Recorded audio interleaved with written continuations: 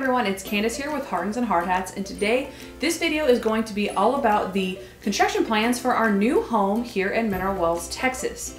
So this has been the first step that we've done on the house, and we officially have our plans back from the architect. So most of this video will be of me panning over my desk and us going through the interior, the exterior of the house, and then also the original plans that we originally gave to the architect that were hand-drawn and how that kind of morphed into what we have now. So if you are ready to get started, here we go. So first, let's talk exterior of the house. As you can see in this lovely drawing here, we have your modern farmhouse. I have a pretty strong vision to have the board and batten on the front of the house, cedar gables, and some nice big windows. John drew this for inspiration for the architect, and then of course I scoured Pinterest as well. On the top left-hand corner is our must list. First, I really would like a study, so I have a designated place for all of my stuff and my desk, and to make content like this for you guys. We both want a large foyer. I personally would like a giant Christmas tree, but we also feel like the hallway is pretty long, so we really don't want it to feel closed in. Last is the master bedroom door that is hidden and not directly off of the living room. We just kind of like the privacy of that, like a small hallway or a little niche of some sort. And we will discuss that more in a minute. So next is the original drawing of the interior of the house. It's got a lot of markups on it, so I'll try not to spend a ton of time on it, but I do want to focus on some of the things that you'll see change in the final plans. So if I'm breezing by something, that is why. Let's see, when you first walk in here, you have the study with 2 double glass pane doors, and it's about 10 by 12 feet. Down this hallway here, you have a laundry room that attaches to the master closet for easy access. If we come back through the hallway, you can see that we have a big opening leading to the living room and an open concept dining room here on the right. Next to that is another set of double doors that opens to an entertainment/media room. Notice no windows, which is perfect for an entertainment room. So I would say that most everything else that you see here stayed the same during the meeting.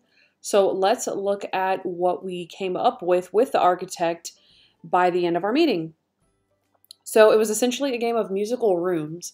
He suggested that we nix this dining room since we already have a nook, which admittedly wasn't a terrible idea. So that left this dining room space open for the study to actually move from the front of the house toward the living room. I'm always moving all the computers, equipment, and other junk into the living room anyway to be close to John and the TV.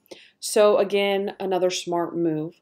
But this means that the study location is now open to be a bedroom 3. Now the bedroom 3 spot is open to be an entertainment room. So we added a really small window here for just a little bit of light, which leads us to the entertainment room being no more, and the closet of the master bedroom being shifted over here to the left. This would make for a nice tandem in the garage. Again, loving the idea because I would also like to have a place for our tools and to do projects.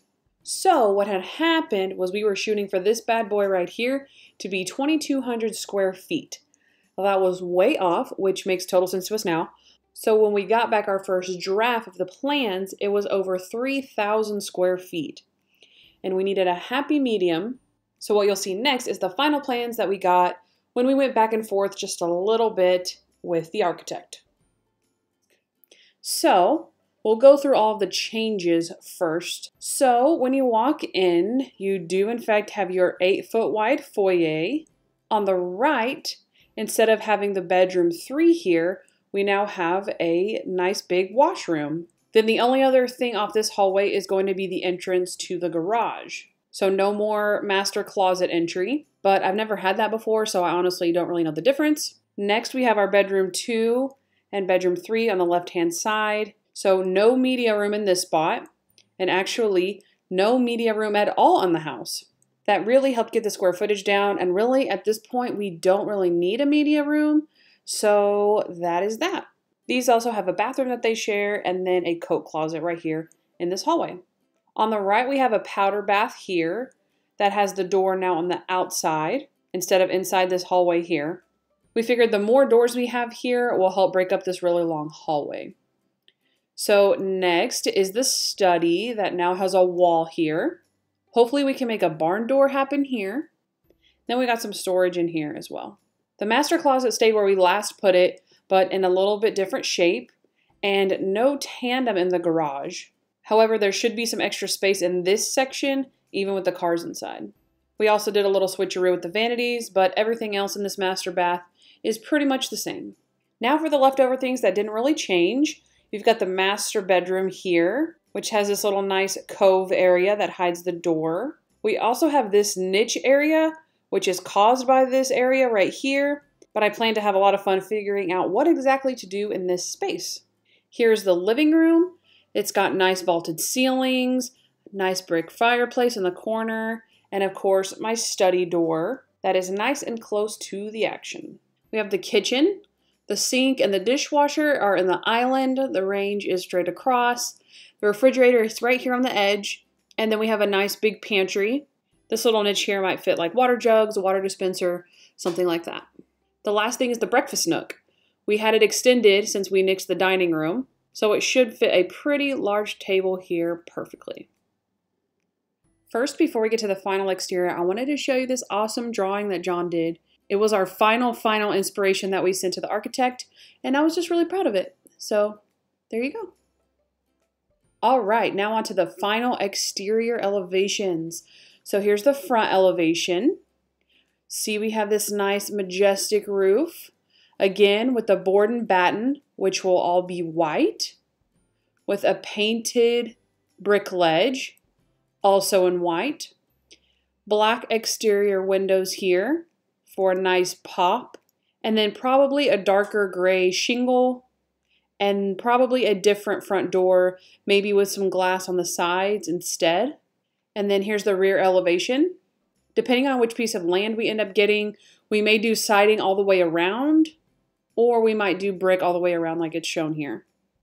We originally had a huge gable here. You can kind of see this cedar used to go all the way up, but I thought it would make more sense to have a shorter area for lighting, maybe some ceiling fans here. John also pointed out that there would be a huge cedar beam that would have to run all the way across. So I think this layout works best. Also, I'm not sure that we'll have a chimney here because I'm not sure what kind of fireplace we're going to have yet. Well, I think that does it for the elevations, and I think honestly that sums everything up. Alright guys, those are the plans for our new modern farmhouse here in Mineral Wells, Texas. Make sure if you liked the video, let us know in the comments, give us a thumbs up, and subscribe to this channel. And also give us a follow at hardinsandhardhats on Instagram, and make sure that you check out hardinsandhardhats.com where I post a weekly blog about our journey. We will see you guys next time, and as always, happy housing from the Hardins.